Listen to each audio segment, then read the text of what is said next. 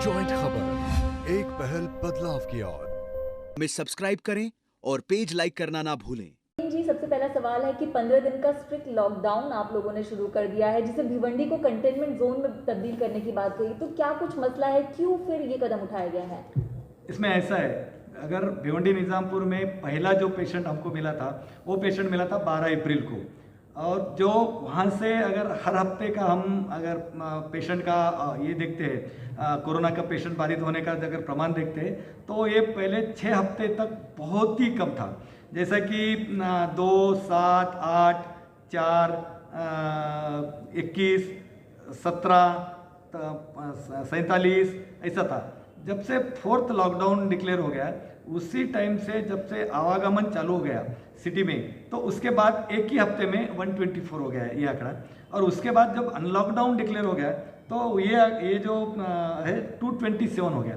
Means एक हफ्ते में 227 पेशेंट नए कोरोना के सिटी में मिल गए। ये पूरा देखते हुए और अनलॉकडाउन का और लॉकडाउन का परिस्थिति देखते हुए, बाजू के जो सिटीज़ है ये देखते हुए, और जो हमारे सिटी में जो पेशेंट इसके पहले भी मिले हैं, उसका अगर आप फ्लो देखते हो, उसका अगर एनालिसिस करते हो, तो ऐसा ध्यान में आ गया कि मैक्सिमम जो पेशेंट आ रहे हो वो बाहर से आ रहे हैं, भिवंडी के ये, मगर बाहर से आ रहे हैं और वो कोरोना का ये लेके आ रहे हो, और वो अगर सिटी में रहते हैं तो फिर उनके तरफ से कोरोना का संसर्ग जो है बढ़ने की आशंका थी।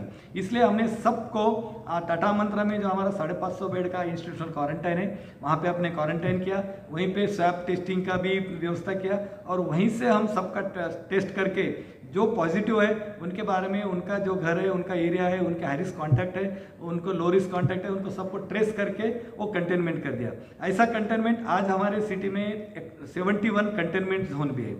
ये अगर आप आंकड़ा देखते हो तो ये देखने के बाद ऐसा आपको पता लगे, समझ में आएगा कि ये संख्या अनलॉकडाउन के बाद बढ़ रही है। इसके लिए हमने 2-3 बातें की है। एक तो हम शुरू में ही जब लॉकडाउन 4 था तभी ध्यान में आ गया कि ये आंकड़ा बढ़ने वाला है, इसलिए हमने हमारे पास जो 3 टायर सिस्टम है गवर्नमेंट की, वो हिसाब से हमने CCC पहला जो सिस्टम है जिसमें कोरोना केयर सेंटर बोलते हैं, उसमें टोटल 1036 बेड का हमने प्रोविजन किया है।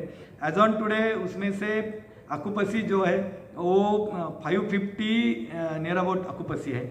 और दूसरा जो उसका टायर है DCSC बोलते हैं उसको, डेडिकेटेड कोविड हेल्थ सेंटर, उसका हमने 349 बेड का प्रोविजन किया है। उसमें एज ऑन टुडे 134 बेड पे ऑक्यूपेंसी है। तीसरा जो है डेडिकेटेड कोविड हॉस्पिटल, इसमें गवर्नमेंट का एक इंदिरा गांधी मेमोरियल हॉस्पिटल है, वो 100 बेडेड हॉस्पिटल है। उसके साथ साथ वेद हॉस्पिटल जो 150 बेड का है, और SS हॉस्पिटल जो 60 बेड का है। ये दोनों भी हॉस्पिटल हमने कोरोना के लिए शुरू कर दिए। आज का उनका भी ऑक्यूपेंसी जो है आउट ऑफ 310 उनका ऑक्यूपेंसी 92 बेड्स का है।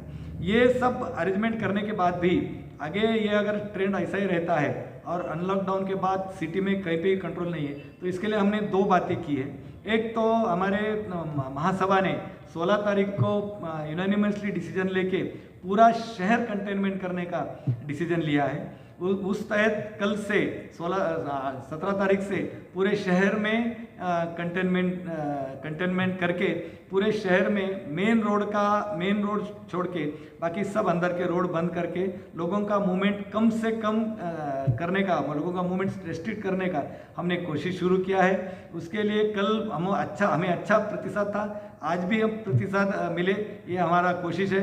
इसमें से ये जो जनता कर्फ्यू हम उसको बोल सकते हैं, ये जनता कर्फ्यू में से जो कुछ इसेंशियल सर्विसेज है, जैसा कि किराना शॉप है, मेडिकल शॉप है, भाजी वाला है, दूध वाला है, इन सबको छूट दी गई है।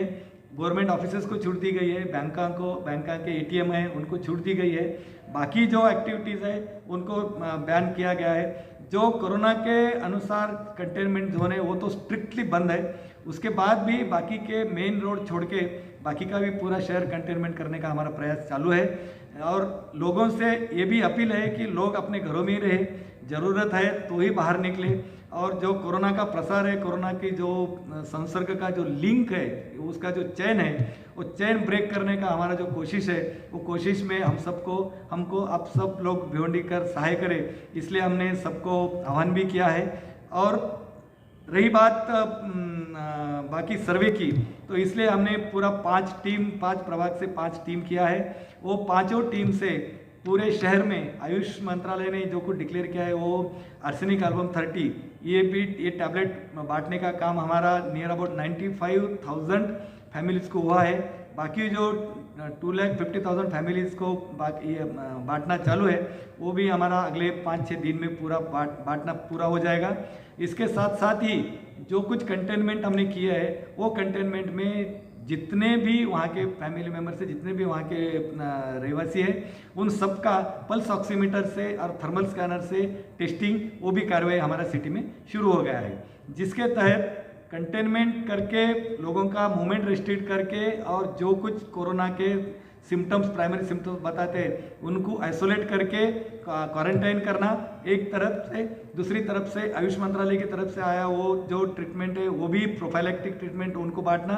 तीसरा जो उनको ऑक्सीजन रिक्वायरमेंट है इसके लिए पल्स ऑक्सीमीटर से जिनका 94 से कम SpO2 है उनको आइसोलेट करना और उनको ऑक्सीजन देने के लिए कोशिश करना।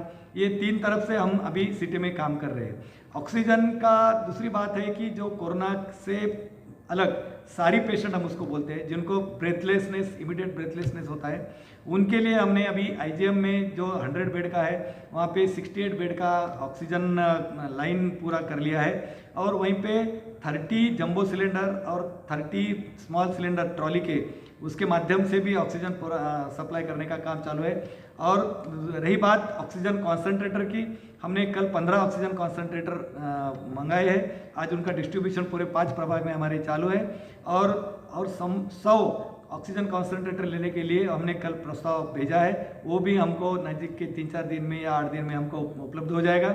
ये ऑक्सीजन कॉन्सेंट्रेटर हमारा प्लानिंग ऐसा है कि हमारे जो 15 हेल्थ सेंटर है 5 प्रभाग में वो 15 हेल्थ सेंटर पे रखे जाए और वहाँ पे जिनका ऑक्सीजन से वैल्यू SpO2 वैल्यू है 94 से कम है उनको ऑक्सीजन सेटल करने के लिए वो यूज़ में लाया जा सके।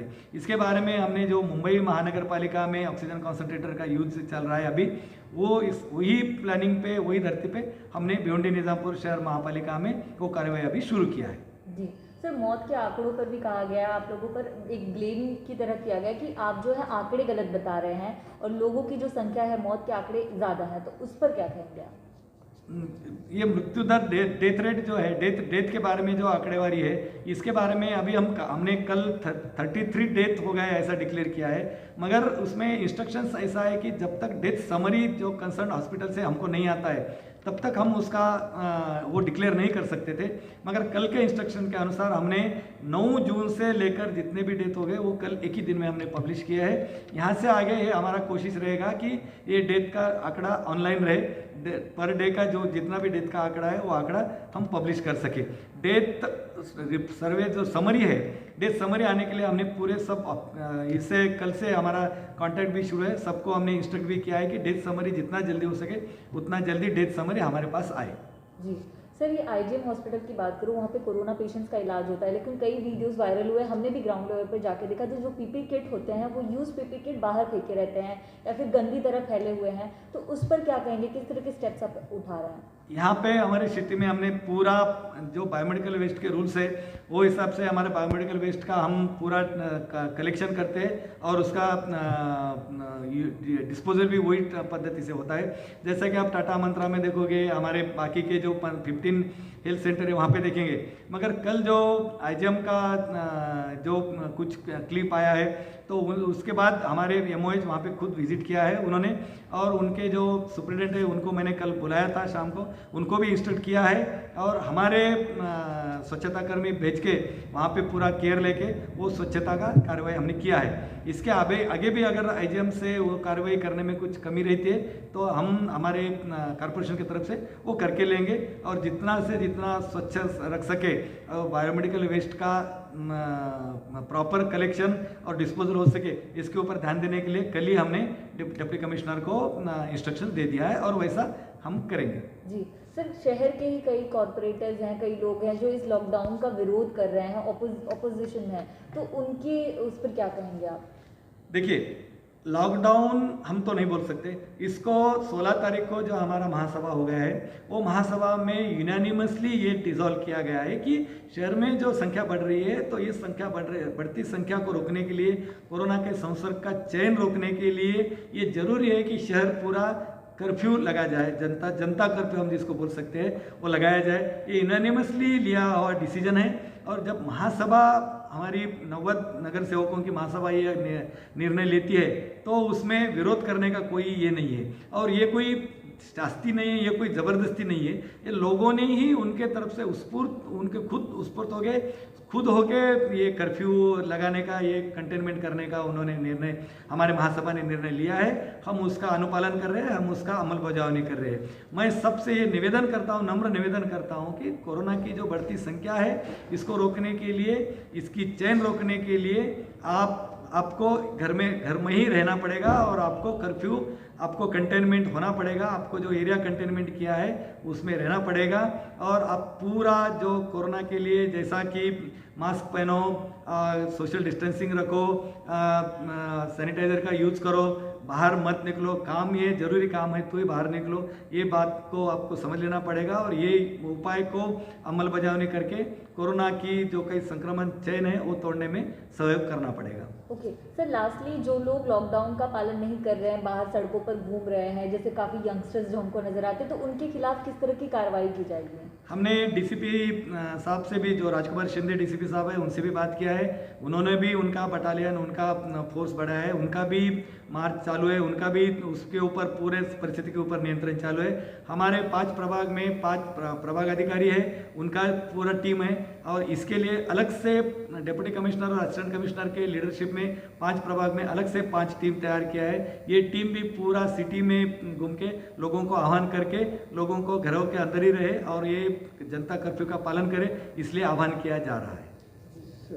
हाँ सर, जैसे कि कुछ दुकानें अगर खोल रही है तो उन पर क्या किसी तरह की कार्रवाई की जा रही है या उन्हें समझाया जा रहा है? जो अत्यावश्यक सेवा है वो छोड़ के बाकी अगर दुकानदार कोई खोलने का कोशिश करता है तो उनको हमने कन्विंस करके, मैंने इसके पहले एक जनता कर्फ्यू डिक्लेयर करने के पहले मैंने सबको बात किया है और सबसे बात करने के बाद सिर्फ इतना ये है कि जो एसेंशियल कमोडिटीज़ है उनके शॉप चालू रखने के लिए उन्होंने परवानगी मांगा था, हमने वो परवानगी दिया है। बाकी के लोगों ने अगर 1-2 करता है तो उनको हमारे अधिकारी कन्विंस करके वो भी बंद रखने के लिए और कर्फ्यू में साथ देने के लिए उनका आह्वान करके करते हैं।